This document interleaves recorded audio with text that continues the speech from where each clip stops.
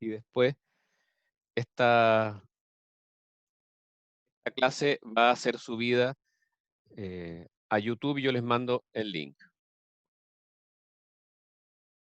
Como saben, este es un curso electivo que busca que ustedes tengan alguna formación sobre salud pública. ¿Mm? Sobre todo lo que implica la salud pública, no solo lo que uno tiene en mente, que son los servicios de atención médica del Estado, los hospitales, los CEFAM, los COSAM, ¿m? Sino poder tener una mirada panorámica respecto de la salud pública. ¿Por qué? Cada vez es más importante que los psicólogos conozcan qué es, de qué hablamos cuando hablamos de salud pública. Primero porque hoy en día es el principal empleador de psicólogos en Chile, ¿m? Los servicios de salud público, pero también porque tenemos bastante que decir en el campo de la salud pública como disciplina.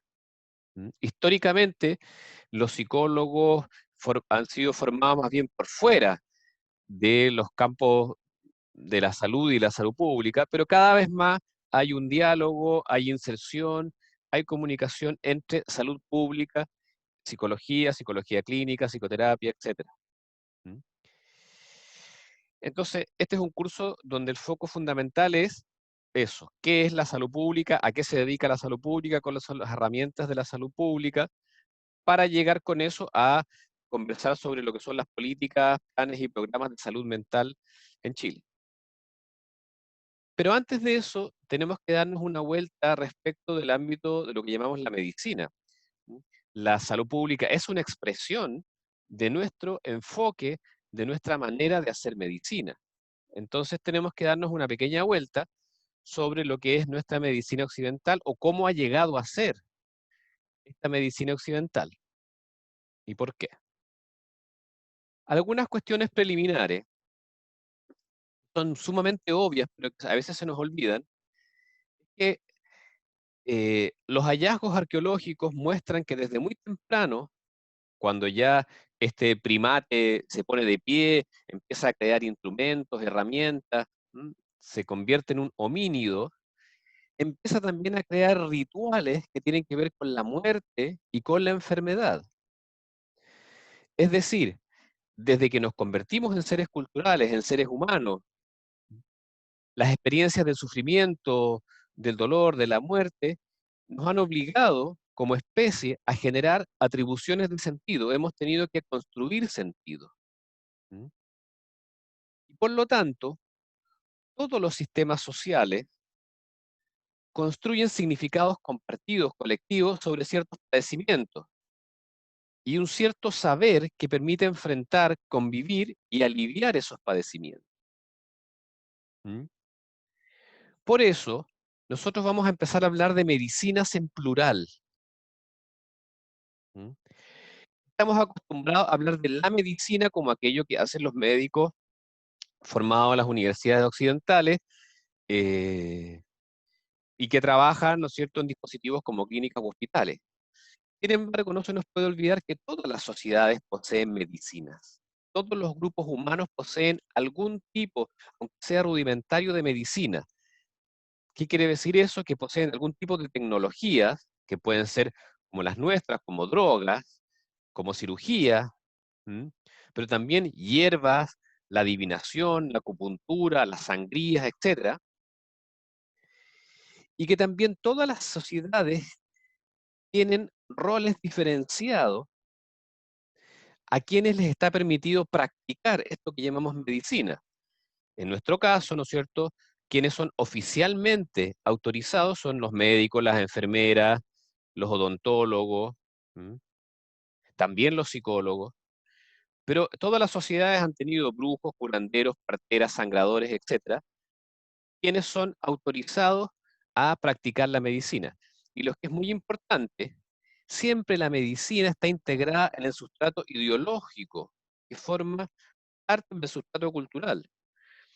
Nuestra medicina, que después le vamos a poner apellido, que es la biomedicina, como ha hecho una opción por las ciencias naturales, hace como si estuviera más allá de nuestra cultura, más allá de nuestras reglas del juego, y eso no es así. Todas las prácticas médicas tienen que hacer sentido, y por lo tanto, la medicina es una creación más de un grupo humano en particular que tiene ciertas creencias, ciertos mitos, ¿m? Ciertas reglas, y por lo tanto, la cultura o sea, la medicina es una construcción humana. ¿M? Y como tal, no existe una medicina, sino muchas medicinas. Nosotros tenemos acá al lado la medicina mapuche. ¿Ah? Podemos tener la medicina india, la medicina china, la medicina tibetana, en fin.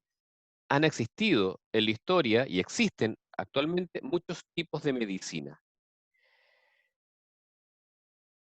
Para efectos prácticos, los antropólogos médicos distinguen lo que se conoce el modelo médico del sistema médico. El sistema médico es lo que nosotros vemos, es el sistema institucionalizado, donde se organizan las prácticas, los roles, las normas. ¿M?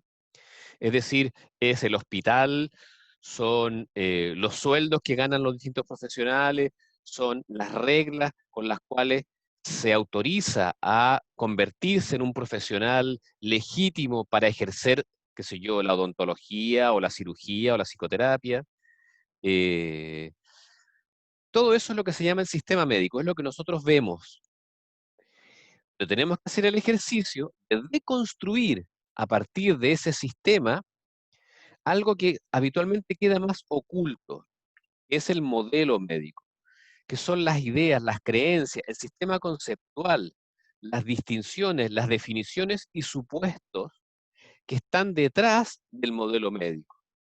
Que nosotros diseñemos los hospitales tal como los diseñamos, que los sueldos no sean iguales para un médico que una enfermera, eh, que existan, ¿no es cierto?, delantales de distintos colores para las matronas, para los nutricionistas, para las enfermeras, etcétera. Todas estas cosas que nosotros ya tendemos a normalizarlas y las vemos cotidianamente, traducen una serie de supuestos que están escondidos. ¿Mm? Y por eso lo que hacen los antropólogos médicos es ir a estudiar, a detallar, a describir el sistema médico y a partir de ahí articular ese sistema médico con las creencias propias de esa cultura en particular. Bueno, eso también lo tenemos que hacer nosotros con eh, con nuestro modelo médico occidental. ¿Mm?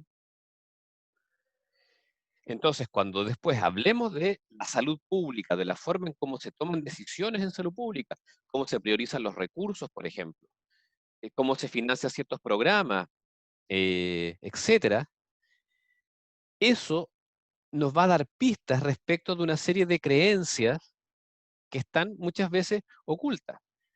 Y eso es lo que nos permite, de repente, ser más libres, ser más creativos y pensar en otras formas, en otros arreglos institucionales, en este caso, de hacer salud pública o para hacer salud pública.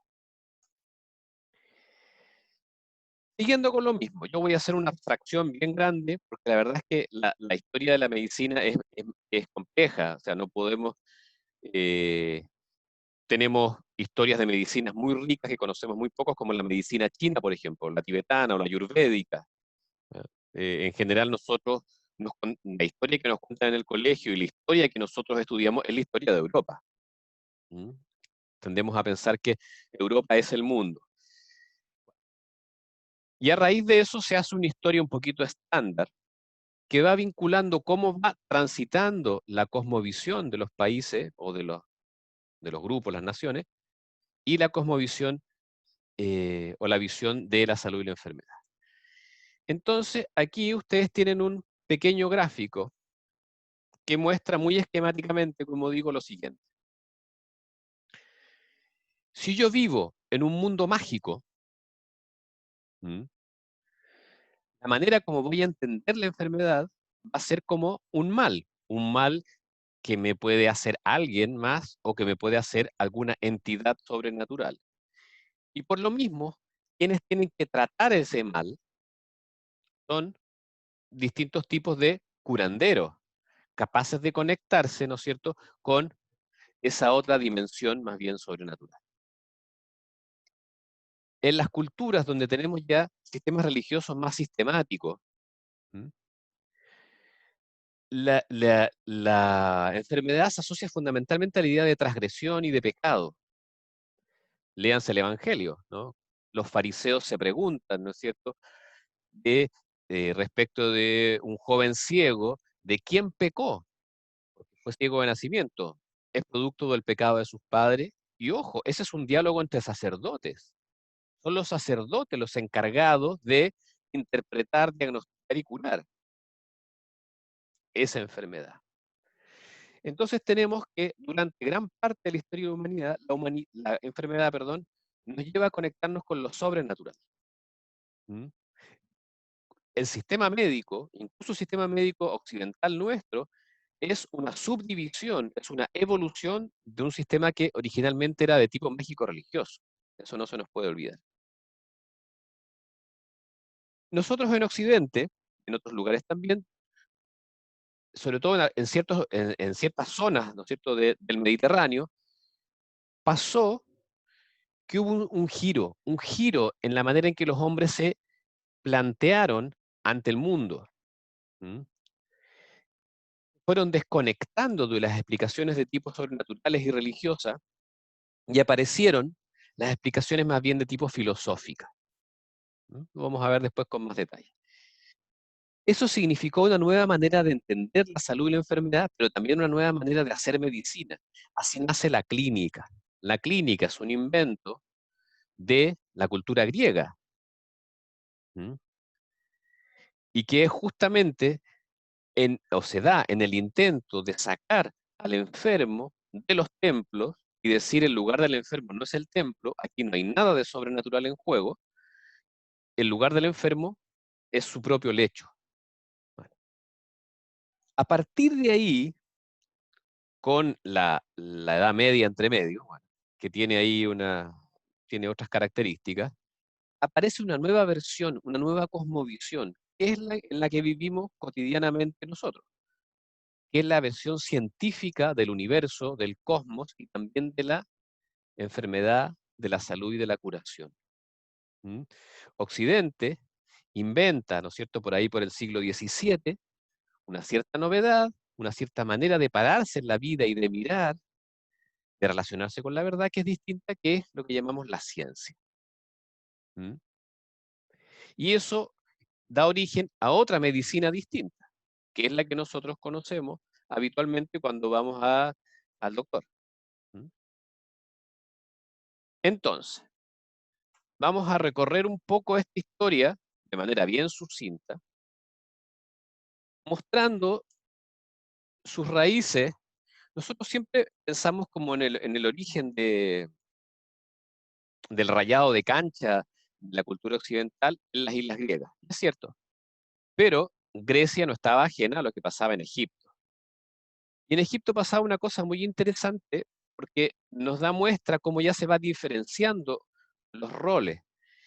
Existe una medicina puramente racional, o si se quiere filosófica o empírico-filosófica, y una medicina mágico-religiosa. Y de hecho, ya en Egipto se distinguen distintos tipos de médicos. Existe un médico que da prescripciones farmacológicas, es decir, que da tratamientos a través de hierba, a través de dieta, a través de minerales. ¿Mm? Existe otro tipo de médico que es el cirujano, que es un sacerdote. Él se forma en el templo. ¿Mm? Y sus prácticas las realiza en tanto sacerdote. Y tenemos un tercer tipo de médico que es el exorcista, el que expulsa a los demonios. Entonces, ahí vemos cómo ya se empieza a separar la medicina de tipo sobrenatural o religiosa de una medicina más naturalista. ¿Eh? Y también es interesante saber que eh, esto es algo que vamos a estudiar más adelante, los sistemas de protección social. En Egipto se genera un primer sistema de salud público. ¿Eh? Eh, Parte de lo que vamos a estudiar después como la salud pública dentro de la protección social.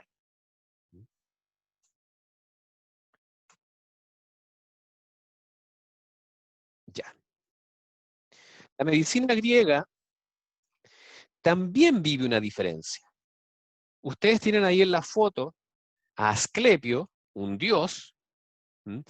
Mírenlo bien, tiene ese báculo y en torno a ese báculo está enrollado una serpiente, que es la serpiente de la sabiduría. Hasta el día de hoy las escuelas de medicina tienen ese símbolo, ocupan ese símbolo. Es el báculo de Asclepio. Asclepio es un hijo de Apolo y es el dios de la salud. Los griegos tenían dioses especializados para todo. Tenían dioses especializados incluso en partes del cuerpo. ¿Mm? Sin embargo, Asclepio es el dios sanador por excelencia. Y entonces las curaciones, los tratamientos, se hacían en una suerte de hostería que estaban pegadas al templo, a cargo de quienes? Sacerdotes. Sacerdotes. Es decir, nos encontramos en la antigua Grecia con una versión también cercana a lo religioso de cómo se debe entender y tratar la enfermedad. ¿Mm? Pero en Grecia ocurre una cosa interesante. Como ustedes saben, los dioses griegos son sumamente humanos. Son caprichosos, peleadores, borreros, envidiosos. No son muy confiables. ¿Mm? Entonces, no es que los griegos nieguen a sus dioses, pero como los dioses son poco confiables, son impredecibles, bueno, los griegos empiezan a armar su propia vida desde una perspectiva separada de los dioses, de una perspectiva, entre comillas, mundana o humana. Por eso cuando se habla del Renacimiento, se alude al Renacimiento griego como el renacimiento del humanismo griego. Es decir, los griegos empiezan a generar una manera de vivir donde los dioses están por su lado y los humanos están por otro lado. Y los humanos tienen que inventar una nueva manera de vivir, una nueva manera de gobernarse, una nueva manera de tratar con la enfermedad, que ya no responde, ¿no es cierto?, a este contacto con lo sobrenatural, sino que más bien a una reflexión naturalista de del cosmos, de la vida, etc. ¿Ah? De hecho, ahí tenemos ya los primeros intentos donde se empieza a articular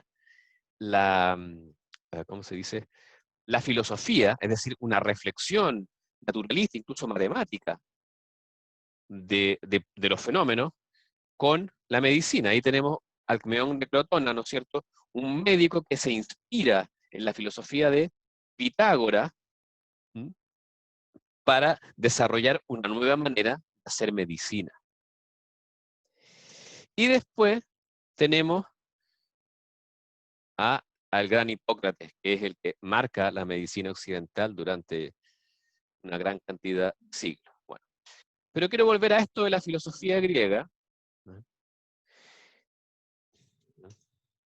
que en el fondo es esto. Estos pensadores, ¿eh?, o distintos tipos de pensadores, van intentando explicar los fenómenos naturales excluyendo la magia y la mitología, es decir, una reflexión naturalista de la situación del hombre, de la vida, de la relación del hombre con el cosmos, y ahí tenemos, bueno, varios conocidos, tales de Mileto, Pitágoras, Empedocles, etcétera, que empiezan a pensar, ¿m?, de una manera no mágica, no mitológica y no religioso en los fenómenos cotidianos, que van desde la sequía, las erupciones de los volcanes, la vida y también la enfermedad. Y en ese contexto es que podemos entender la medicina hipocrática. ¿Mm? ¿Qué podemos subrayar? El corpus hipocrático son una cantidad importante de códigos y de libros, ¿eh? Pero ¿qué podemos subrayar acá? Con Hipócrates nace la clínica. ¿Mm? Hipócrates define la medicina como una tecne. Si tuviéramos que traducir tecne, diríamos que es un arte, o una artesanía, para ser más preciso. El médico no es un sacerdote, dice Hipócrates, es decir, el médico, su especialidad no tiene que ver con el otro mundo, con los dioses, sino que tiene que ver con un saber hacer muy concreto, día a día, con el enfermo que está en su lecho. De ahí viene la palabra clínica. Clínica viene de clinos. Clinos significa cama. El lugar del enfermo es su cama, su lecho. Y el lugar del médico no es el templo, sino que es estar acompañando al enfermo que está en su lecho. Eso es la clínica. Una medicina que se hace al lado del enfermo acostado en su cama. Y es una práctica que, como Hipócrates la define, es un arte o una artesanía. Así es también como se forman los médicos, o como se formaron durante, ¿cuánto? 2000 años, ¿Mm? O más, 2400 años. Así se formaba un médico. ¿No? Aprendía de la enfermedad observando a los enfermos, en el contacto diario y hablando con los enfermos. ¿Cómo aprende cualquier artesano? ¿Cómo aprende un artesano a hacer joyería? No aprende en la universidad. Aprende en un taller, observando, haciendo y en el contacto con un maestro. Hasta el día de hoy, los médicos, las enfermeras lo hacen así. Por eso empiezan desde muy temprano a transitar por los hospitales. Ya en primer semestre empiezan a pasearse por los hospitales. Ese es como su taller artesanal. Una cuestión que es súper interesante a propósito de lo que yo decía recién. La enfermedad sagrada se le llama a lo que podríamos denominar hoy en día, con cierto cuidado, la epilepsia. Una enfermedad muy sorprendente. Estamos conversando con alguien que está bien, que está normal, y de pronto esa persona como que se desconecta, tiene un colapso y empieza con convulsiones, saca espuma por la boca. Es algo que impacta mucho. Y la explicación histórica es que esa enfermedad es eh, una posesión demoníaca o una enfermedad que algo tiene que ver con el mundo sobrenatural. Ustedes se fijan en el Evangelio que fue escrito, el Evangelio 500 años después de Hipócrates, todavía se habla de los endemoniados epilépticos. Bueno, ¿cuál es la polémica acá? Que Hipócrates dice, no existen las enfermedades sagradas. O todas las enfermedades son sagradas o ninguna es sagrada. Refuerza lo que yo les estoy diciendo, un intento por salirse de las explicaciones más religiosas o míticas respecto de los fenómenos de la enfermedad. Ahí él genera una primera explicación de por qué se producen las enfermedades, que es esta teoría de los 4 humores, que ustedes seguramente las vieron en enfoque psicológico y ya las conocen, ¿no? Esto de que existe enfermedad producto del desequilibrio entre humores, entendiendo por humores distintos tipos de líquidos corporales. La sangre, la bilis negra y la flema. Aquí hay dos cosas que son bien interesantes. La enfermedad se produce, él tiene un modelo, tiene una teoría explicativa. Esto es lo que produce la enfermedad, un desequilibrio entre estos tipos de líquidos, y eso le da una forma también de tratar la enfermedad. Pero también, si ustedes ven, aquí está ajena la idea del psique. No está la psique. Es una explicación puramente fisiológica. ¿Mm? Ahora, la idea de physis para los griegos, que es lo que da pie a la fisiología, ¿Mm? que es el estudio de la naturaleza, es distinta a la idea de naturaleza que tenemos nosotros, que es una naturaleza más bien de tipo mecánica. ¿Mm? Pero de todas maneras es muy interesante, ¿ya? Porque también nos vamos a tener que preguntar más adelante en este curso respecto del lugar para la salud mental y las prácticas terapéuticas en el campo de lo mental. Y bueno, una de las cuestiones que heredamos de Hipócrates, hoy en día no es lo mismo, pero la salud, esta idea de salud como equilibrio, hay enfermedad como desequilibrio. ¿Mm? Y que el médico es un ayudante de la naturaleza. O sea, el médico es un técnico, más que un técnico, un artista, un artesano, que está al lado del enfermo, intentando ayudar a la naturaleza para que el enfermo recupere su equilibrio. Esa es la primera clínica que conocemos en Occidente. ¿Mm? Y ahí están las raíces de nuestra medicina occidental.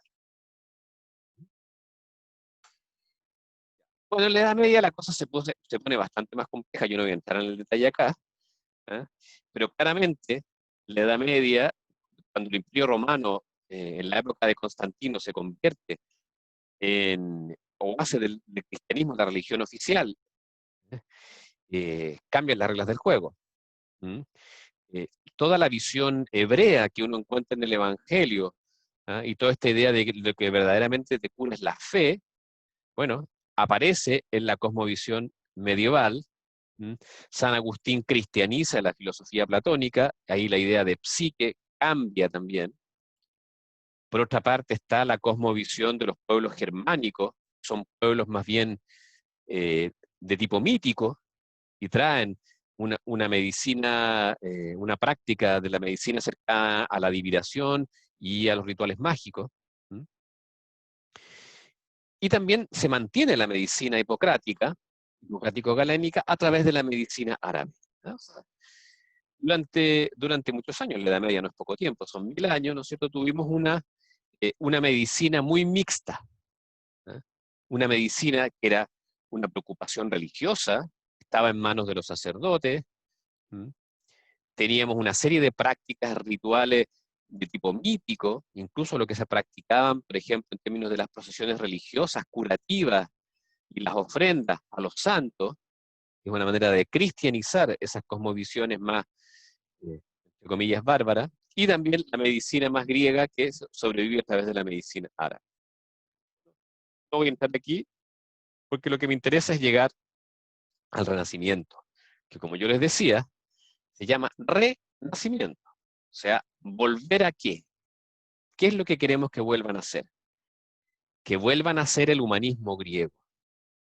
¿Mm? Hay una especie de reencontrarse con el humanismo griego, pero con bastante diferencia. No es lo mismo. ¿Por qué? Porque hay un desencantamiento del mundo, una desacralización del cuerpo y nace la idea moderna de individuo. ¿Mm?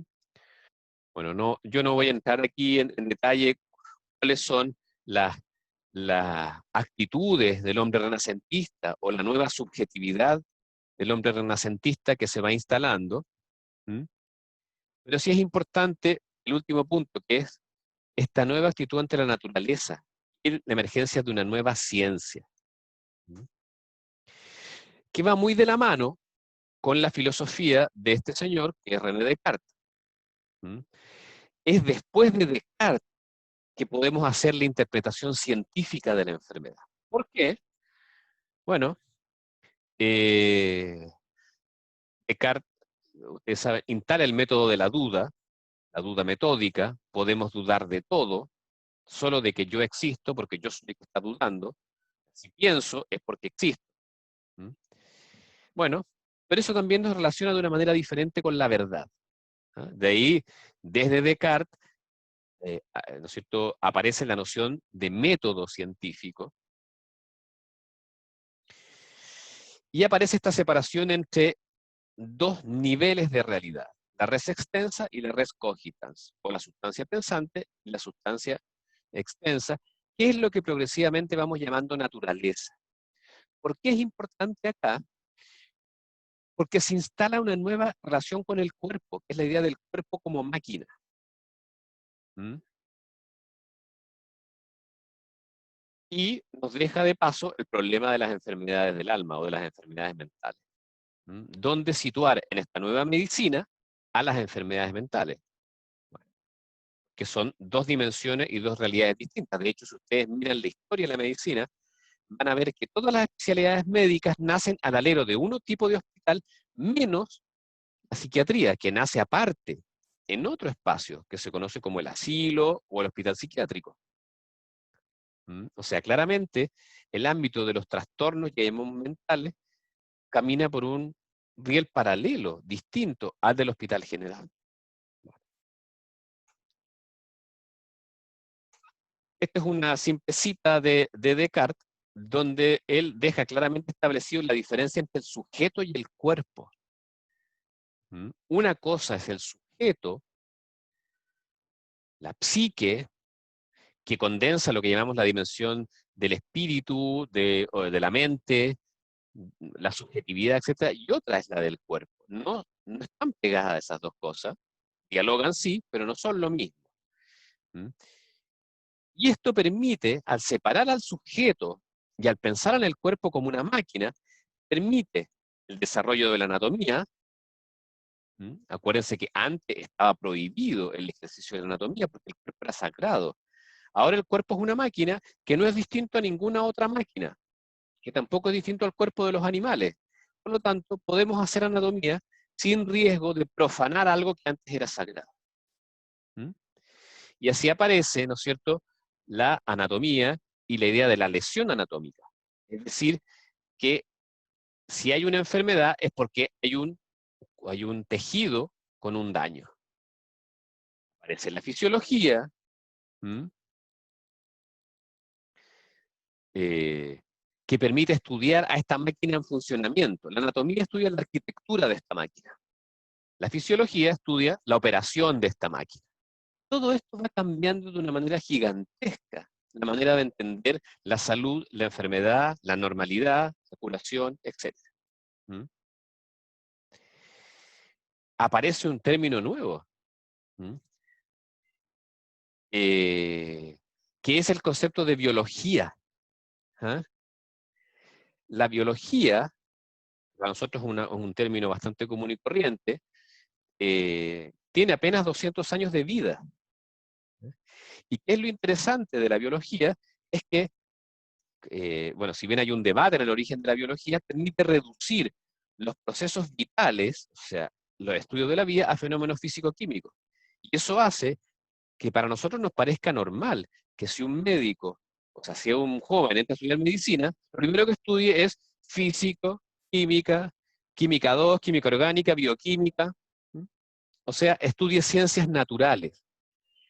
La medicina se va separando del campo de las humanidades. ¿Mm?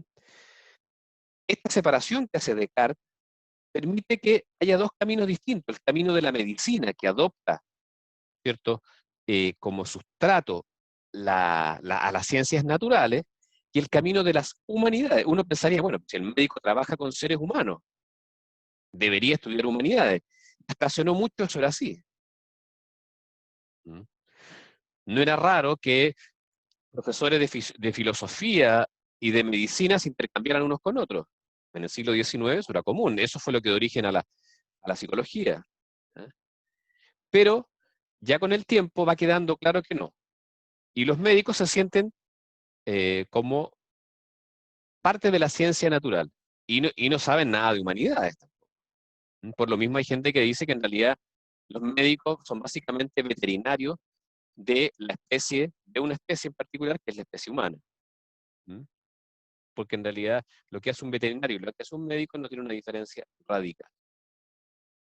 Entre medio aparece la microbiología, ¿Mm? Que la teoría del germen, que está tan de moda en estos días de pandemia.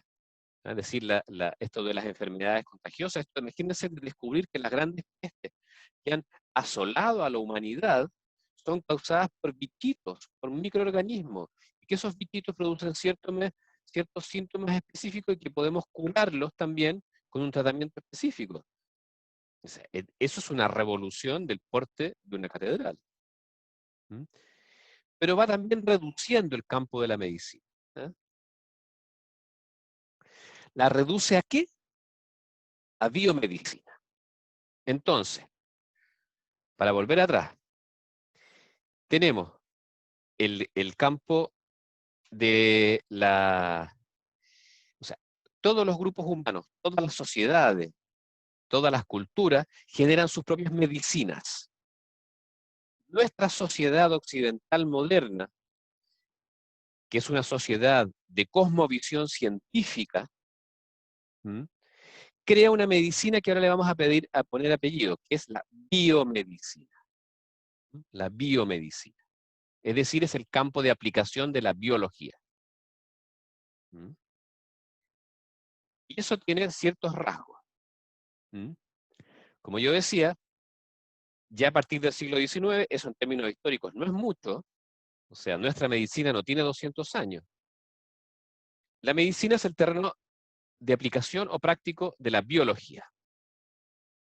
El pensamiento médico oficial se desliga del campo de las humanidades y remite al modelo epistemológico de las ciencias naturales. ¿Mm? Se instala la soberanía de la mirada y la clasificación.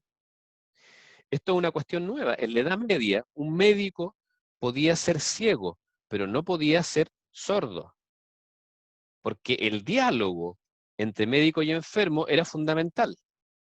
Hoy en día, un médico puede ser sordo, pero la ceguera es una contraindicación para estudiar medicina. Esto es la noción de clínica de la mirada.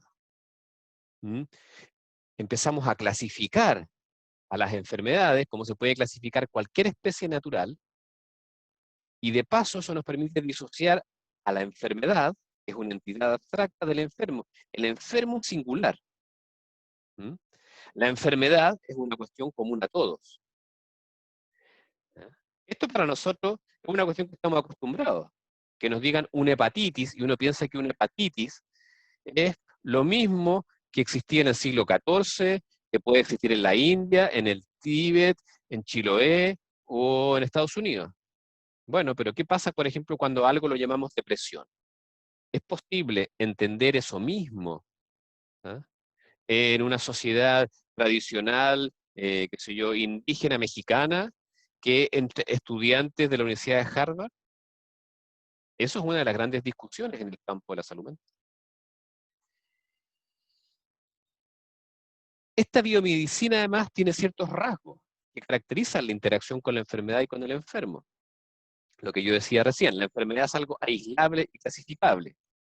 Si alguno de ustedes ha estado hospitalizado en un hospital universitario, sabe que de repente llega el médico y indica, miren, aquí lo que tenemos es una hepatitis C. Aquí lo que tenemos es, no dicen aquí tenemos a Juan Pérez que hizo un cuadro de tal tipo. Aquí tenemos una hepatitis C. ¿Mm?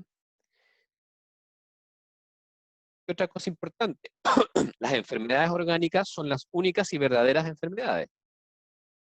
¿Mm? O sea, si no hay una lesión anatómica, si no hay una alteración fisiológica y si no hay una infección, no hay una enfermedad. Esto es uno de los problemas que hay en la salud pública. ¿Mm? Una de las cosas que se quejan los médicos es que la mayoría de las personas que van a los consultorios, que van a los SFAM, no son verdaderos enfermos. Eso es uno de los dolores de cabeza para los médicos y un sufrimiento para los enfermos. Es decir, hay un diálogo de sordos. Hay alguien que se siente enfermo, que se siente mal, que está sufriendo, y la respuesta del sistema, oiga, usted no es un verdadero enfermo. ¿Mm? No tiene una verdadera enfermedad. Y de paso deja en un problema a todo el campo de lo que llamamos la salud mental. La enfermedad es algo ajeno a la existencia. ¿Mm? El sujeto, la persona, es una especie de escenario donde ocurre la enfermedad.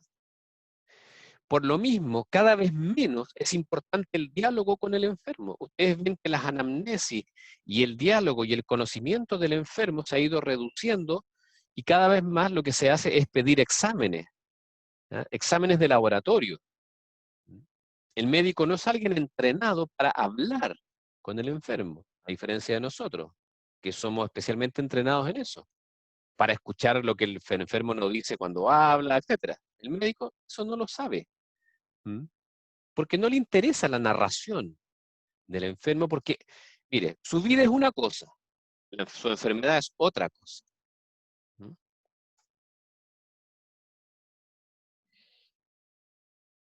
Y otra cosa, bueno, una cuestión que también nos pasa en el campo de la salud mental es que la medicina, en esta lógica progresista o de progreso, ¿m?, científico, piensa que cómo avanza una especialidad médica cuando podemos encontrar un grupo de síntomas específicos, es decir, un síndrome, asociado a una etiología específica, y eso nos da la terapéutica específica. Por eso que el acto médico deja de ser la terapéutica propiamente tal y pasa a ser el diagnóstico. Yo tenía un profesor en psiquiatría que decía, ustedes son paramédicos, igual que los kinesiólogos, igual que las enfermeras, etcétera, porque nosotros somos los verdaderos médicos porque hacemos el diagnóstico. Durante miles de años, el médico era fundamentalmente alguien que trataba al enfermo. Bueno, en estos últimos 150 años, el médico se convierte básicamente en alguien que diagnostica. ¿Mm? Nosotros no podemos firmar diagnósticos, por ejemplo. El médico sí, eso es parte del sistema médico que nos da a entender ciertos supuestos sobre el modelo médico. ¿Mm? Que un kinesiólogo gane bastante menos que un traumatólogo también nos da a entender mucho, nos da muchas luces sobre el sobre nuestro modelo médico implícito. ¿Mm? Y además, en el caso del diagnóstico, y ahí de nuevo, el sujeto va desapareciendo de la práctica médica, pasamos desde una medicina que observaba síntomas espontáneos, sobre todo en el relato del paciente, a una serie de exámenes de signos, sobre todo de laboratorio, cada vez más especializados y más sofisticados, de los cuales el enfermo no entiende. ¿Mm? Algunos autores hablan de la expropiación de la enfermedad. Es decir, su enfermedad no es suya, sino que es mía, del médico. ¿Mm? El enfermo no sabe, no tiene mucho que aportar. El enfermo se tiene que entregar a aquello que el médico dice. El médico sabe. ¿Ah?